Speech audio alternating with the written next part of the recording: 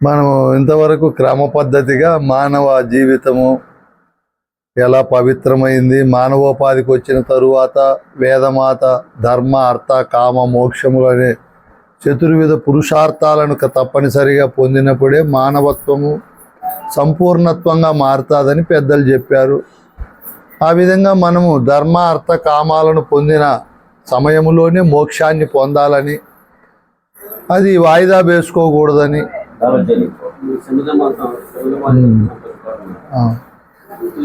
ఈ విధంగా మోక్షాపేక్ష కలిగిన తరువాత అది తీవ్రంగా ఉండాలని భద్రాద్రి రామశతకంలో నరసింహదాస్ గారు చెప్పినట్లు తీవ్రమైన ముముక్షత్వం ఎలా ఉండాలో చెప్తున్నాము.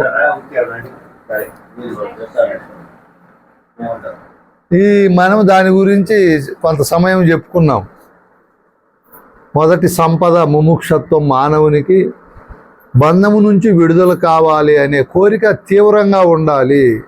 ఎలా ఉండాలి అని కొన్ని ఉపమానాలు చెప్పుకున్నాం. ఈ విధంగా తీవ్రాపేక్ష కలిగిన వివేకానందుడు, రాముడు వాళ్ళ గురువు దగ్గరికి పోయినప్పుడు గురువులైన ఆ మహానుభావులు ఒక మాటలోనే చెప్పారు. వాళ్ళు ఒక మాటతోనే తెలుసుకొని గ్రహించి సృష్టిలో మంచి ఆదర్శవంతులైనారు. మనం కూడా అలా కావాలని చెప్పుకుంటూ, అలా కావడానికి రెండో సంపద కూడా ఉండాలి. అదే సమాధి షట్కమ సంపత్తి. శమము, దమము, తితీక్ష, శ్రద్ధ, సమాధానము, ఉపరతి అని 6 సంపదలు ఉండాలి అని చెప్పుకుంటున్నాం. ఇప్పుడు శమము అంటే అంతర్యేంద్రియ నిగ్రహము. మనకు లోపల 4 ఇంద్రియాలు ఉన్నాయి: మనస్సు, బుద్ధి, చిత్తము, అహంకారము అనేటివి. ఇవి బయట ఉండే బాహ్యేంద్రియాల ద్వారా విషయాలను పొంది ఎప్పుడు మనస్సు సంకల్ప వికల్పాలు చేస్తూ ఉంటుంది, బుద్ధి నిశ్చయిస్తుంది, చిత్తము చింతిస్తుంది, అహంకారము అభిమానపడుతుంది. ఈ అంతఃకరణాలైనటువంటి వీటిని ఎవరైతే అదుపులో పెట్టుకుంటారో అప్పుడు వాళ్ళు శమము కలిగిన వారు, అంటే అంతరేంద్రియ నిగ్రహణ కలిగిన వారు అవుతారు. ఇవి సామాన్యంగా నిగ్రహంగా ఉండవు. మనదే మనసైనా అది మనం చెప్పినట్లు ఉండదు. దాని స్వభావమే చంచలం ఎక్కువ. కృష్ణ ప్రభువులు కూడా మనసు ఎంతో మంచిది అనుకుంటే, దీని మర్మం ఇప్పుడే తెలుసుకుంటే, నా మాట లేశంబు వినదు, ఒక్కనాడైన శ్రీరామ ఎనదు, బట్ట బయటని తిరుగుచుండు అన్నాడు. ఈ మనసు అనేది ఎప్పుడు నీ విషయాలు, నీకు ఉపయోగకరమైన వాటిని చింతించే దానికంటే బయట విషయాలకే అది ఎక్కువ పరుగులు పెడతా ఉంటుంది. దాన్ని నిగ్రహించాలి అంటే దానికి బాగా వైరాగ్యం చెప్పాలి మనం. దేనికి? మనదే వస్తువు, అది మన మనసు. ఎందుకే బయటికి పోతావు, పోవద్దు, ఆ విషయాల్లో ఏం సారం లేదు. మనం గురువు దగ్గర కూర్చున్నాము, ఓ మనసా ఆ బోధకే నువ్వు శ్రద్ధగా చూపు, దాన్నే నేను పొందాలి, అర్థం చేసుకోవాలి, చెందాలి అని మనకు మనమే చెప్పుకోవాలి మన మనసుకు. అది ముందు అనేక వ్యవహారాలు చేసి అనేక రకాల మాలిన్య విషయాలతో మలినమై ఉంటుంది మనసు. ఎందుకంటే అది దమం అంటే బాహ్యేంద్రియాలతో జతగట్టి చెవుల ద్వారా అనేక విషయాలు విని ఎన్నో విషయాల్లో మనసు స్టోరేజ్ చేసుకో ఉంటుంది. శబ్దజాల ప్రపంచంలో ఉండే వాటన్నింటిని స్పర్శ ద్వారా స్పర్శ సుఖాలను ఎరిగి అదంతా గుర్తుపెట్టుకొని ఉంటుంది మనసు.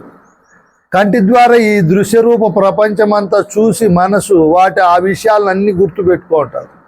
ఇంకా నాలుక ద్వారా రుచులు, ముక్కు ద్వారా వాసనలు తెలుసుకొని ఇంకా అనేక శాస్త్రాలు, అనేక రకాల ప్రపంచ విషయాలు, సంఘ, రాజకీయ, ఆర్థిక, వ్యక్తిగత, కుటుంబ ఇన్ని విషయాలను క్రోడీకరణ చేసుకొని పెట్టుకుంటుంది మనసు. వద్దన్న మనసుకు అవన్నీ నాకు వద్దని చెప్పుకునే గుర్తొస్తానే ఉంటాయి మాటి మాటికి దానికి. అందుకే మనసును కంట్రోల్లో పెట్టాలంటే చాలా కష్టం. దానికి సామ, దాన, భేద, దండోపాయాలు ఉపయోగించాలి. దానికే మంత్ర, లయ, హఠ, రాజయోగాలు వచ్చినాయి. భజనలు, జపములు, తపములు, యోగ సాధనాలు అన్నీ వచ్చినాయి మనస్సును నిర్మలంగా పెట్టే. ఎంతన్నా చేయదు, నిర్మలంగా ఉండదు. అందుకే దానికి మన పరిపూర్ణ బోధలో ఒక సింపుల్గా మనసును కంట్రోల్లో పెట్టేది చెప్పినారు. అది గురువుకి ఇచ్చేయమన్నారు. దేన్ని? మనసును. అది వస్తువు కాదు, భావరూపంలో ఈ మనసు గురువుకి ఇచ్చాను. నేను ఇంకా బయట విషయాలు చింతించకూడదు. ఏమి చింతించినా మనసుతో గురువు చెప్పిన గురుమంత్రాన్ని, గురువు చెప్పిన బోధనే నెమరేసుకోవాలని ఎవరైతే ముందు మనసులో ఉండే మాలిన్యాన్నంతా తీసి పరిశుభ్రంగా పెట్టుకొని ఇప్పుడు గురుబోధనే దాంట్లో ఎక్కించుకోవాలి, దాంట్లో ఇప్పుడు క్రోడీకరించుకోవాలి.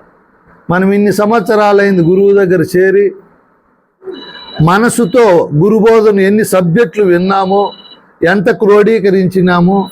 నేను గురువు దగ్గర చేరినప్పటి నుంచి ఇంతవరకు సాధన, చతుష్టయ సంపదలు, త్రివిధ దీక్షలు, 4 సేవలు, అష్టాంగ యోగాలు, బ్రహ్మాండ విచారణ, పిండాండ విచారణ, సాంఖ్యము, తారకం, అమనస్కం, మహావాక్యాలు ఎన్నో విన్నాను కదా. ఆ తరువాత పరిపూర్ణ బోధలో ఎరుకంటేమి, పరిపూర్ణం అంటేమి, లేని ఎరుకంటేమి, ఎరుకోత్పత్తి, గురుడు, శిష్యుడు, సప్త జ్ఞానావరణాలు, అజ్ఞానావరణాలు, జ్ఞాన భూమికలు, అజ్ఞాన భూమికలు, అనుబంధ చతుష్టయము, చతుర్విధ కృపలు ఎన్నో ఉన్నాయి. ఇవన్నీ నేను విన్నాను. తిరిగి అదే కోణంలో చెప్పమంటే చెప్తానా చెప్పలేనా అని మనసుకి ఎప్పుడు అదే పని పెట్టాలి. లేదంటే అది సామాన్యంగా చెప్పిన మాట వినదు మనసు అనేది. అది మేక పొట్ట అట్లాడిది మనసు, ఖాళీగానే ఉండదు. మేకను సంపూర్ణంగా ఎవరు మేపకొచ్చినా అది నిర్మలంగా ఇంకా సాలేని తృప్తి పడదు. ఓ రాజుకు జబ్బు వచ్చింది, ఆ జబ్బు పోవాలంటే మేకపాలు తాగాల అని చెప్పినాడు ఆస్థాన వైద్యుడు. మేకను పట్టుకొని వచ్చినాడు. పాలు పిండి వదిలితే వెంటనే రాణి పూల తోటకు పోతుంది, అవన్నీ తినేస్తుంది మొక్కలు. దాన్ని తినకుండా చేయాల మంత్రి అన్నాడు రాజు. చేయలేము స్వామి, దాని స్వభావమే అది. దేని స్వభావము? ఇప్పుడు గుర్రము తోక స్వభావం ఉంటుంది, ఎప్పుడు కదులుతూ ఉంటుంది. ఏనుగు తొండానికి ఒక స్వభావం ఉంటుంది, ఎప్పుడు కదులుతూ ఉంటుంది. రాగి ఆకు కొన ఉంటుంది, ఎప్పుడు దాని స్వభావం కదులుతూనే ఉంటుంది. కోతి స్వభావము, ఈగ స్వభావము కదలిక ఎక్కువ. మనసు స్వభావము శరీరాలేమో ఎడబెట్టినాము, దాన్ని కథలు కూడా చేయాలంటే అయ్యే పని కాదు. భలే కదులుతుంది, భలే ఇంత 90 కేజీల శరీరాన్ని కూడా లేపేస్తుంది. అది ఏది? మనసు. అంత పవర్ దానికి. అది దాని స్వభావమే అంత స్వామి అన్నాడు మంత్రి. రాజు వినిల్ల. అనగననగ రాగము అతిశైలుచునుండు, తినగ తినగ వేము తీయనుండు, సాధనమున పనులు సమకూరు ధరలోన అన్నారు. సాధన చేస్తే దాన్ని చేయొచ్చులే అన్నాడు. అయితే నీకు చెప్పలేములే అంటే రాజు ఒక అనౌన్స్ చేసినాడు. ఈ మేకను ఎవరైతే బాగా సంపూర్ణంగా మేపుకొని వచ్చి పాలు పిండిన తరువాత ఇంక తిండికి వేరే తిండి పైన ఆశ లేనంత మేపుకొని వచ్చే వాళ్ళకు 1,00,000 వరహాలు ఇస్తామన్నాడు. ఒకటిపై సాయంత్రం వరకు మేపుకొని వచ్చినాడు. అప్పుడు అది పాలు పిండి వదిలితే పోయి రాణి పూల తోటలో మళ్ళీ మొక్కలు తింటా ఉంది. వాడు ఫెయిల్ అయినాడు. రెండోసారి ఇంకొకటి వచ్చినాడు. వాడు 2 రోజులు మేపినాడు బాగా, నడవలేనంత స్థితిలో. అయినా చిన్నవి మళ్ళీ నములుతూ ఉందంట పూలు అవన్నీ. 3వ రోజు ఒక తెలివైనవాడు వచ్చినాడు, దాన్ని పట్టుకొని పోయినాడు. నీ మేపకస్తా స్వామి అని. దానికి పచ్చిగడ్డి ఎడమ చేత్తో పెట్టి మంచి మంగముళ్ళు ఉండే బెత్తం ఒకటి తీసుకొని ఆ చేయి పట్టుకుండే తాను ఆ ముళ్ళు జిగిరేసి ఈ పచ్చిగడ్డి పెట్టేది. అది తినేకొచ్చినప్పుడు దాని మూతి మీద పటాపటా కొట్టేది. దానికి అర్థమైపోయింది దేనికి? ఈ పచ్చిగడ్డి తిన్నపోతే కొట్టి చంపుతాడనే గడ్డి తినేది మానుకునిందంట. ఇంటికి వచ్చినాడు, బాగా కాంపి ఆ మూతి వాతన వాపు తగ్గిన తర్వాత మళ్ళా పచ్చగడ్డి పెట్టినాడు. టెస్ట్ చేసినాడు, పోనే పోదంట దగ్గరికి. ఇప్పుడు పెట్టకపోయినాడు. దేన్ని? మేకను. ఏమి మేపిన్లా ఏం లేరా, ఇప్పుడు 5-6 గంటలై నువ్వు పట్టుకొని పోయి అప్పుడే మేయిదా అంటే చూడు స్వామి అన్నాడు. బల్లంతంగా తోలినే పోయి మేయిదంట. మునగాకు పెట్టిన పాలాకు దానికి ఇష్టమైన వస్తువులు పెట్టినా తిందంటే ఏం చేసినావు అని. 1,00,000 వరహాలు ఇచ్చే స్వామి చెప్తాను అన్నాడు. తీసుకొని స్వామి మనిషి అయినా మనసు అయినా గొడ్డైనా సామ దాన భేద ఉపాయాలతో వినదు. అది దండోపాయం ఉపయోగించిన స్వామి అన్నాడు. అదేమిరా అన్నాడు. దండోపాయం అంటే పట్టుకొని కొట్టడం. ఈ మన మనసును కూడా కొట్టాల మనం. దాని మనిషిగా ఇంకొంతసేపు చూడు సెల్ అంటుంది. అదేది? మనసు. సీరియల్ చూడు, ఈరోజు ఏం పూజకు పోకపోతే మీ 9 గంటకు పోతుందా, ఎప్పుడు చెప్తా అంటారు గురువులు వచ్చి, ఈసారి పూజకు పోదులే అంటుంది మనసు. అప్పుడల్లా దాన్ని మనమే దండోపాయం చేయాల. ఏం చేయాల? నువ్వు నీ మాట వినను, చెల్లు చూడమంటే చూడను, చేతులకు పని పెట్టకూడదు మనం. అది భలే ప్రమాదకరమైంది. ఏది? బోధ పైన శ్రద్ధను పెట్టమన్నాడు గురువు. శ్రద్ధను బోధందు నిలిపి అశ్రద్ధను నీ నేర్పు చేత జాడించితివా, బద్ధత్వం అంతా బాయును, బుద్ధికి సరిపడితే దీన్ని పొనగదు. దీనిపైనే శ్రద్ధ పెట్టాలి మన మనసు. అది తొందరగా రాదు దారిలోకి.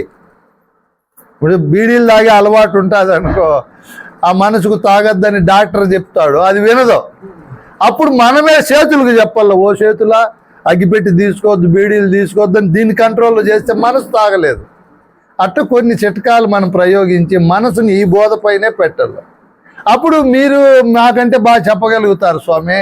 మీ మనసు ఆ మేక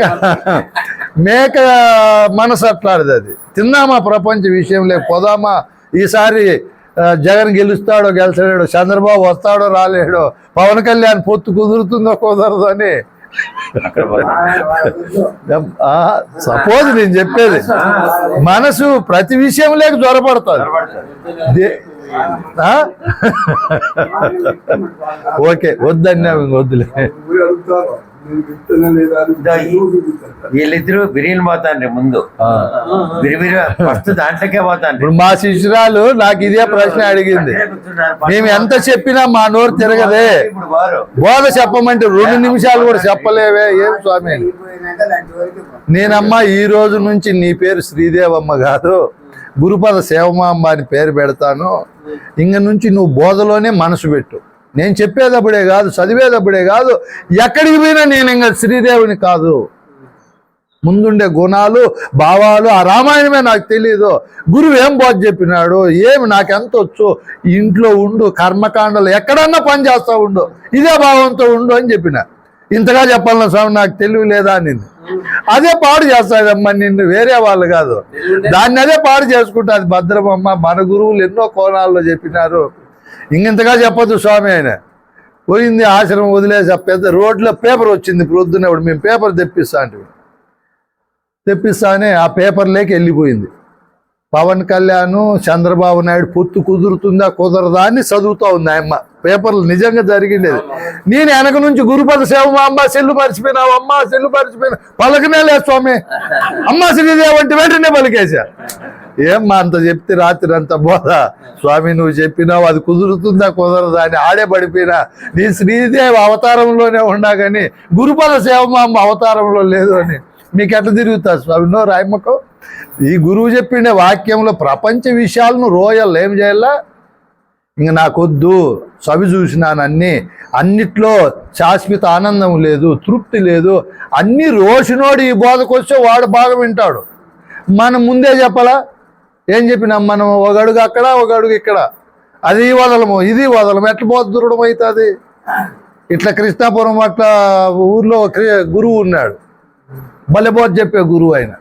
అందరూ గురువాక్యం విన్నారు, బాగా గురువుకు తనుమన ధనములు ఇచ్చి దురలవాట్లు లేకుండా సద్గుణ సంపన్నులు అయితే వాళ్ళు ఏం పట్టుకునే బంగారు అయింది.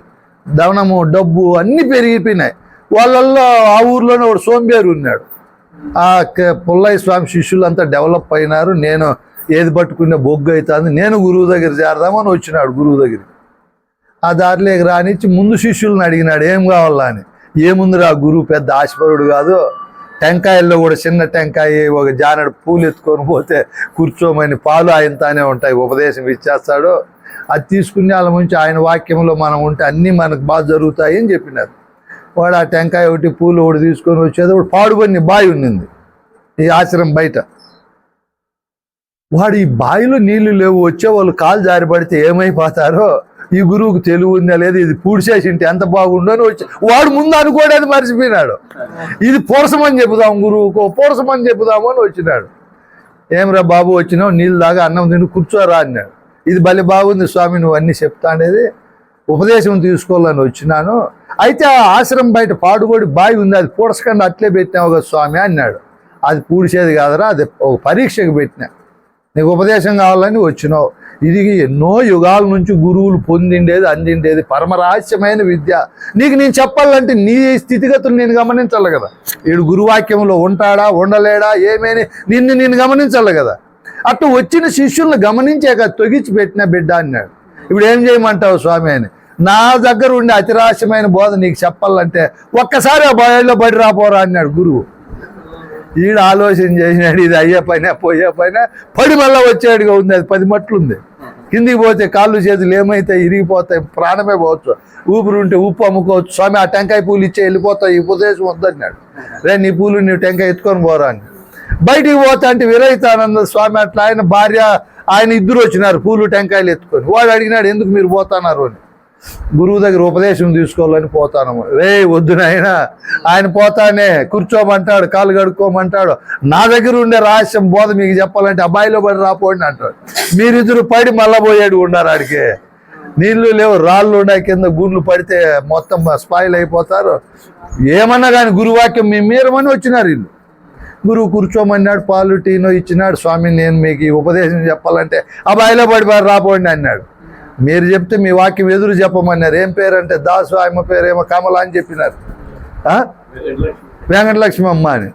గురువు ఇంక పరిగెత్తా పోయి పడే టైంలో వెనక నుంచి పిలిచినాడు, వెంకటదాసు వరలక్ష్మి వచ్చాయండి అని. ఇంక వీళ్ళు పిలిచేటప్పుడు గురువాక్యం పరిపాలించేవాళ్ళు కదా, పడకుండా మళ్ళీ వచ్చినాడు. వాడు ఆ బయట చూసుకొని ఉన్నాడు.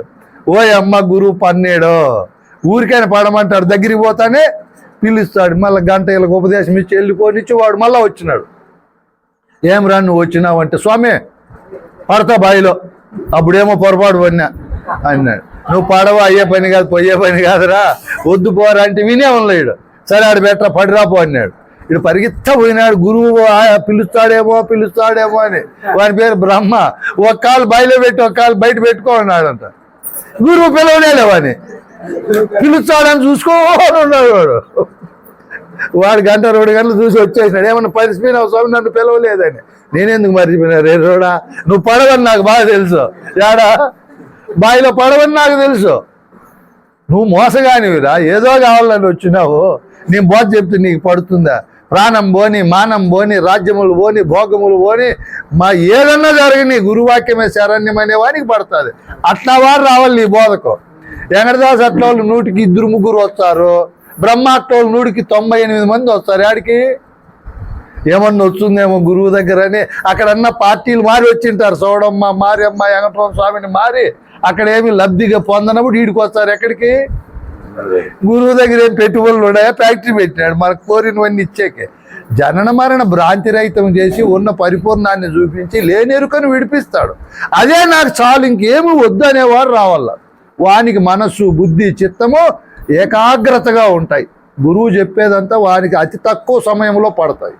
లేదంటే ఈ మనస్సు చాలా ప్రమాదకరమైంది. దానికి మనం చెప్పుకోవాలి. ఇంక మనకేమొద్దు, బయట దేవతారాధనలు వద్దు. అవన్నీ జడ వస్తువులు, శాస్త్రాలన్నీ కల్పితాలు. ఈ కులము, వర్గము, జాతి ఇవన్నీ వైషమ్యాలతో మనిషి అలజడిని పెంచి పోషిస్తాయి. గురుదేవా ఇవన్నీ ఇంకా నాకొద్దు, చాలు. ఎన్ని జన్మలు ఎత్తినా ఇదే ఉంటుంది వ్యవహారం. ఈ టీలే, ఈ బీడీలే, ఈ సీక్రెట్లే, వేరేటి కొత్తవి ఉండవు. ఈ బ్రాండ్ మందే ఉంటుంది. ఈ రామాయణం, ఈ భార్య పిల్లలే, ఈ పొలమే, ఈ ఉద్యోగమే, ఈ డబ్బే ఉంటుంది. ఇంకెందుకు, చాలు అని చెప్పి గురువాక్యమే నాకు శరణ్యము. అదే నాకు దారి చూపిస్తుంది, ఆనందాన్ని ఇస్తుంది, తృప్తిని ఇస్తుంది, ఇప్పుడే ముక్తిని కలిగిస్తుంది. గురుబోధ ఏం చేస్తుంది? అక్కడ కొండలే కాకుండా ఇవన్నీ చూస్తూ సమాజంలో అందరినీ ప్రేమిస్తూ ఈ వాడిని గుర్తింటుంటాడు, వాడే. ఈ విధంగా మనం బాగా ఆలోచన చేస్తే ఈ శమము అంతరేంద్రియాలను నిగ్రహించుకోవాలి. ఇక్కడ గురువు దగ్గరే కాదు నాయన, ఇంట్లో కానీ బయట కానీ తొందరపాటు కాలకూడదు. దేనికి? నేను నిన్న మొన్న ఇంత బోధ చెప్పి బస్ ఎక్కినా, మా శిశురాలు చెల్లి ఇంట్లో మర్చిపోయి బ్యాగులో బాగా ఎత్తికిన బ్యాగులోనే ఉంది. ఏంది నా చెల్లి కనపల్ల స్వామి అని, ఏం ఉద్రేకమా, బస్సే పేలిపోతుందంత కోపం ప్రదర్శించారు. మళ్ళా సెల్లు పోయి రింగ్ టోన్ వచ్చి ప్రొద్దున జరిగింది అది. స్వామి సెల్లు ఈ బ్యాగులోనే ఉంది అని. నేనే బస్సే బద్దలవుతుందేమో అనుకోండి. ఎంత ఓర్పు ఉండాలా, సహనం ఉండాలా, తొందరపాటు ఉండొచ్చునా?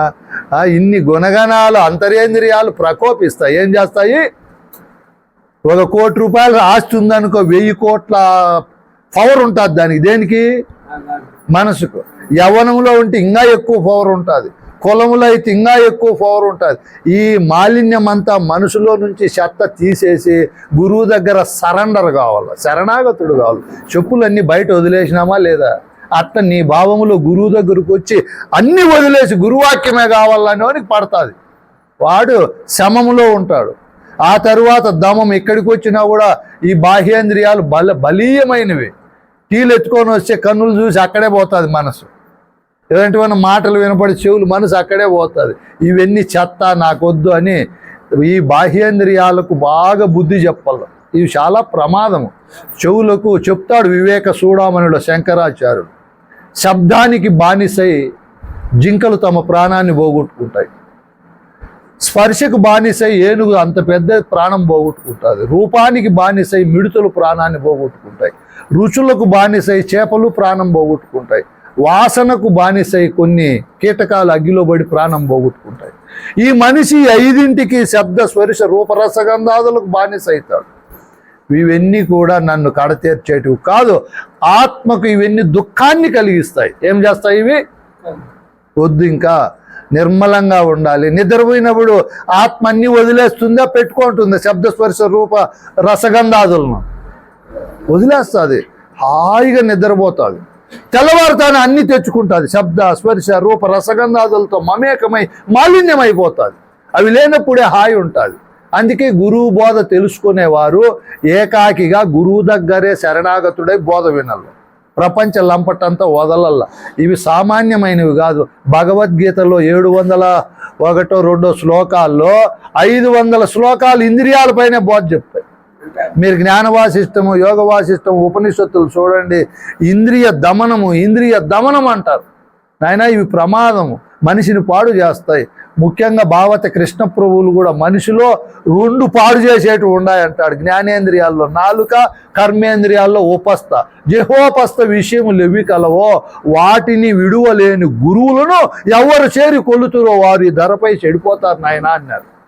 ముఖ్యంగా మనం దమం ఉండాలంటే అమ్మా, నోటిని ఎవరైతే జయిస్తారో వాళ్ళు సృష్టిలో గొప్పోళ్ళు అవుతారు. ఇళ్ళల్లో అయినా, గురు సంఘంలో అయినా, ఎక్కడైనా నోటికి ఎక్కువ పని పెట్టకూడదు, చెవులకు పని పెట్టాలి. ఈ నోరు పాడు నోరు, ఇది బంగారు కాదు, వజ్రం కాదు, తోలు. ఎంత మాట్లాడినా అరిగిపోదు. ఇది మాకు శిష్యులు వస్తారు, ఆశ్రమంలో మాట్లాడుతూనే ఉంటారు గురువుతో. వినేది నేర్చుకోమంటే అంత తొందరగా పాపులు కర్మజీవులు ఎట్లుంటాయి వింటారు, మాట్లాడేదే పెట్టుకుంటారు. గురువుల దగ్గర నోటికి పని పెట్టకూడదు. దేనికి పని పెట్టాలా? చెవులకు పెట్టాలి.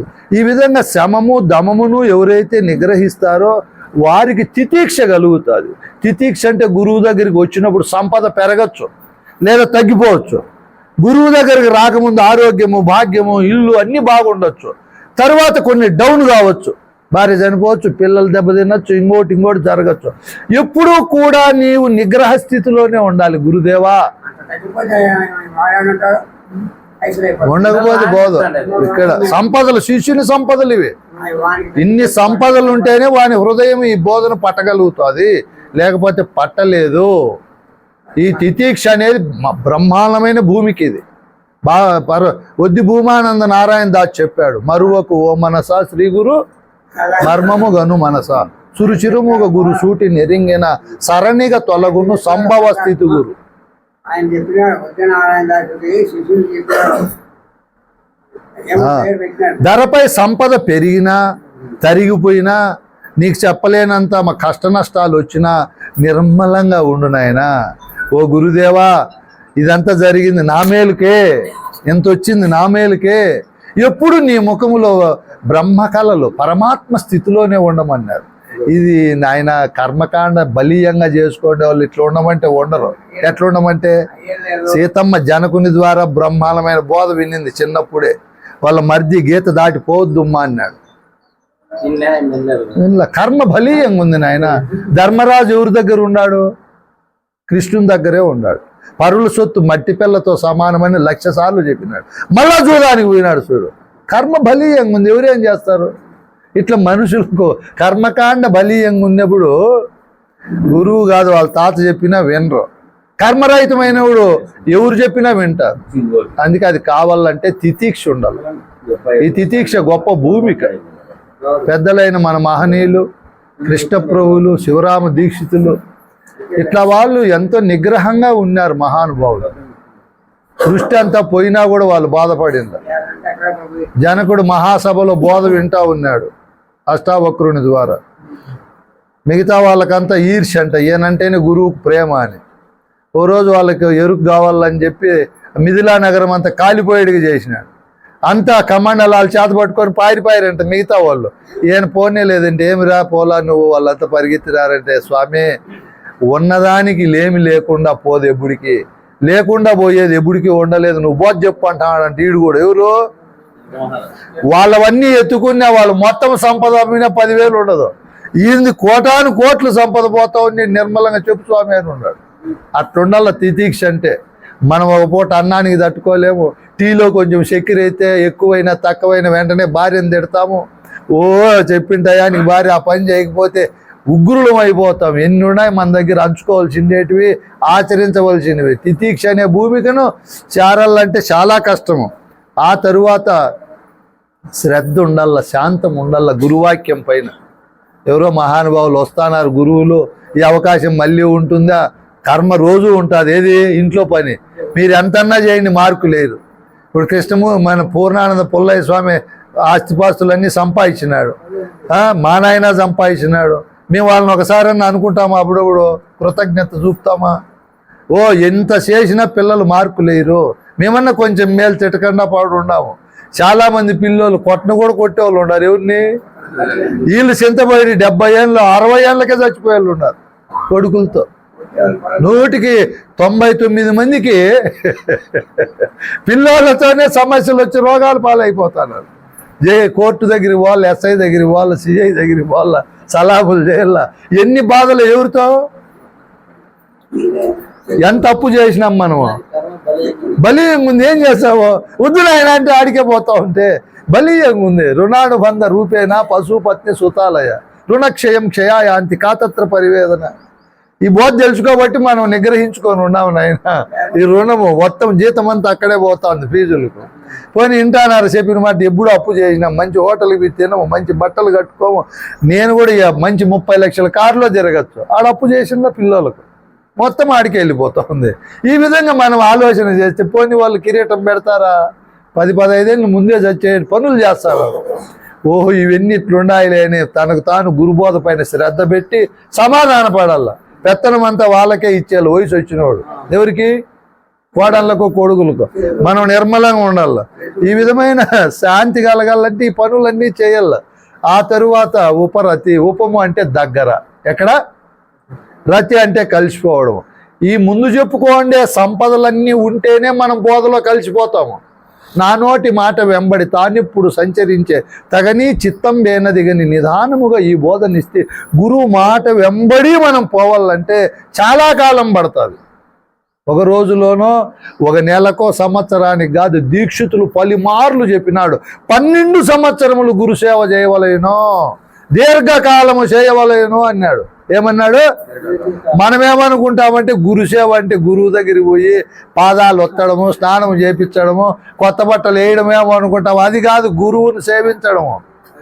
గురు సేవ అనగా చెవులతో గురువు చెప్పే బోధను సేవించడం, లోపలికి తీసుకోవడము, దాన్ని ఘనీభవింపజేసుకోవడం. ఏం చేయాలా?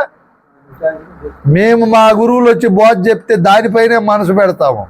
ఇట్లా అన్ని వంట పనులు చేస్తాము, కట్టెలు చీలుస్తాము, నీళ్లు బట్టి మళ్ళీ ఏం చెప్తారు, మళ్ళీ ఇట్లా అవకాశం వస్తుంది అని దాంట్లోనే కలిసిపోవాలి. దేంట్లో? గురుబోధలోనే. గురువు ఏం చెప్తున్నాడు, ఇంకా ఏం చెప్తాడని ఎప్పుడు దానికోసమే.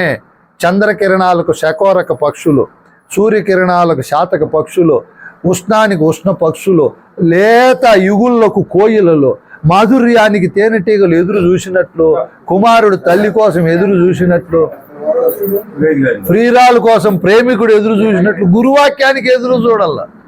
ఎంతమంది చూస్తారు నాయన? వదిలితే స్వామి వెళ్ళిపోతాం, ఆటోలు బస్సులు పోతాయేమో అని. ఈ విధంగా కాకుండా ఉపరతి ఉండాలి. ఇది అయిన తరువాత శిష్యునికి 3వ సంపద ఉండాల, సమాధి సట్కమ సంపత్తి. తరువాత ఇహ ఆమూత్రార్థ ఫలభోగ విరాగము ఉండాలి. ఏముండాల?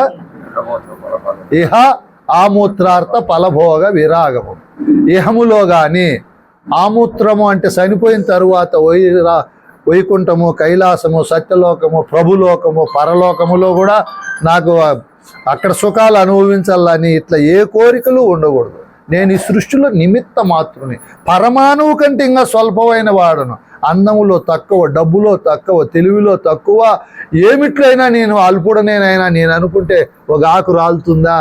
ఒకటి ఏదన్నా సృష్టించగలుగుతానా, ఎందుకు గర్వం అని చెప్పి వీడు నేను ఒక ఉపకరణము, ఈ సృష్టిలో నేను ఒక భాగం అనే స్వల్పంగా అహంకారం ఉండకూడదు.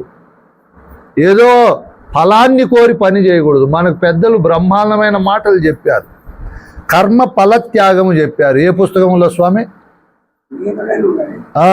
బాగా చెప్పావు. భగవద్గీతలు ఏం మాట చెప్పారు? కర్మ చేయమన్నారు, దాని నుంచి వచ్చే ఫలం అర్జున నాకు సమర్పించు అన్నారు. మనం అన్ని పనులు చేయాలి, మన కర్తవ్య కాండమ, సోమరితనంగా ఉండకూడదు.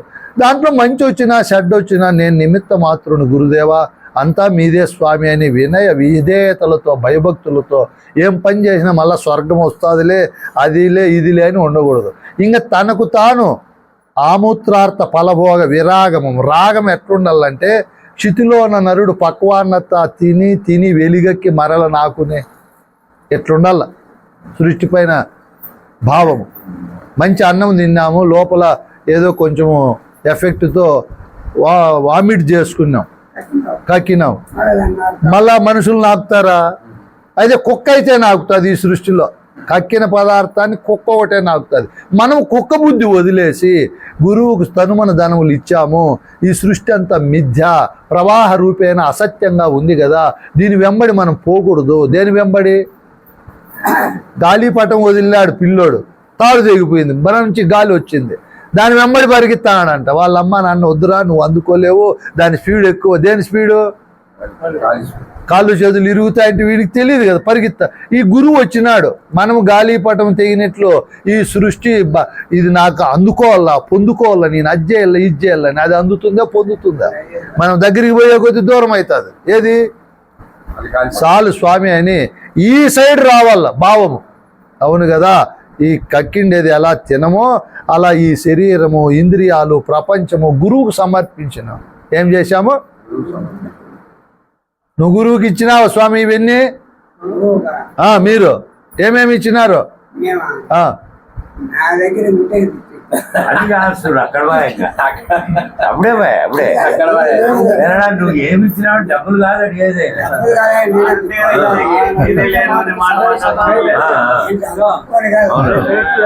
నా దగ్గర ఏం లేవు కాబట్టి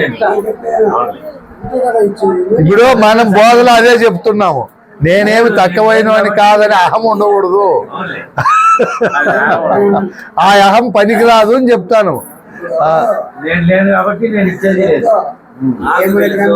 ఆ అహం పనికిరాదు. సరేలే నాయన, సంతోషము. నేను వాళ్ళని అడుగుతాలే, నువ్వు బాగా హుషారుగా ఉంటే అడిగినా నేను. నువ్వు గురువుకి ఏమేమి ఇచ్చినావు స్వామి?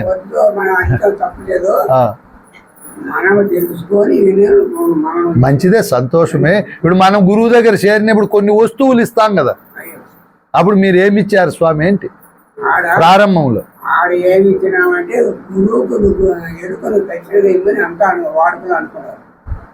మొదట పోయినప్పుడు మనం కొన్ని ఇస్తాం దక్షిణగా, అప్పుడు గురువు అడగడం. ఫస్ట్ లో మనం కొన్ని ఇస్తాం, మళ్ళీ అడిగినప్పుడు ఇచ్చేది వేరు. మీరు ఫస్ట్ లో ఏమి ఇచ్చినారు మీకై మీరు అని అడుగుతాను నేను.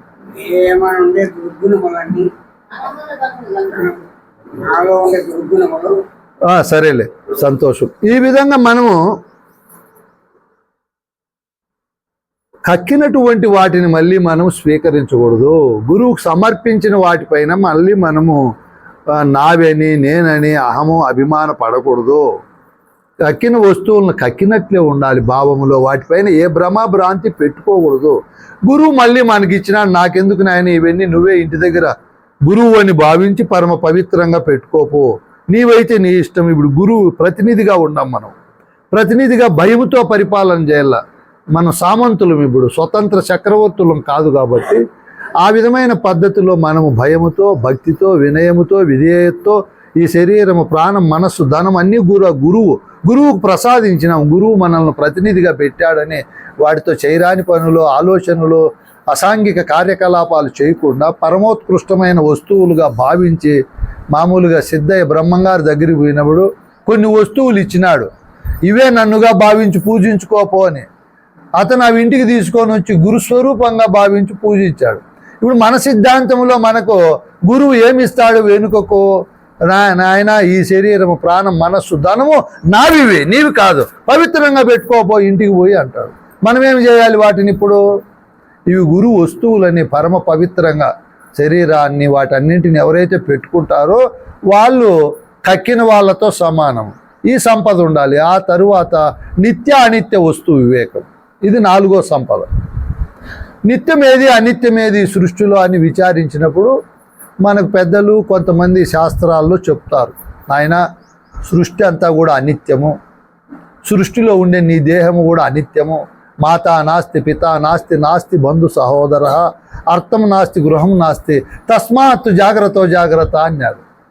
ఇప్పుడు మనము ఎప్పుడు ఈ జాగ్రత్తను మర్చిపోకూడదు. తల్లి తండ్రి ముందు పెద్దలు అందరూ కూడా పోయినారు కదా, మనం ఒక రోజు పోతాము. నా రాజ్యం అండి, నా ఇల్లు అండి, నా కోట అండి, ఆ రాజులు ఉండారా, వెళ్ళిపోయినారు. మనం ఒక రోజు పోతాం కదా. అంతా అనిత్యమే. శరీరం కూడా ఎంట్రుకలు తెల్లబడిపోయి, పండ్లు ఊసిపోయి, ఇంకా ఇంద్రియాలన్నీ పటుత్వం తప్పుతున్నాయి. నా శరీరమైనా నన్ను వదిలిపెట్టి పోతా ఉంది కదా అని సమస్తము పైన నీకు భ్రమ భ్రాంతి ప్రేమ గౌరవం లేకుండా బైరాగిగా ఉండాల. శివుని దగ్గరికి శనేశ్వరుడు పోయినాడు, నిన్ను పడతానని, పట్టుకోరా అన్నాడు. ఎవరు? శివుడు. భయపడినేలే. అదే బ్రహ్మదేవుని దగ్గరికి విష్ణువు దగ్గరికి పోయినాడు, వాళ్ళు రేపు వచ్చి పట్టు అన్నారు. రేపు పూజ చూస్తే లేరంట. వీడు మర్రి చెట్టు త్వరలో వాడు బాత్రూమ్ వెనక దాంపో అన్నారు. ఇద్దరు సంవత్సరం తరువాత పిలిపించినారు, పడతానని పట్టలేదని. నేను పట్టకనే నా ఏటుకు భయపడి మీరు పోయి పారుకున్నారు, ఆడ పరిగెత్తినారు. భయానికే. నేను పడితే ఇంకా మీకు ముప్పు తిప్పలు అవుతాయి నాయన.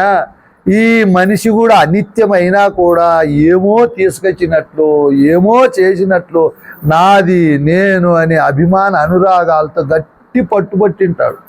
ఈ పట్టు ఓడగొట్టేకి ఇన్ని గురువులు బోధ చెప్తారు, అనిత్యము అనిత్యము అశాశ్వతము నాయన, నిలకడలేంది నాయన, ఎందుకురా దాని వెంబడి పరిగెత్తావు అని చెప్పి. మీరు చూడండి, పుస్తకాలు అన్నీ వైరాగ్యంతో పుట్టిండేటివే.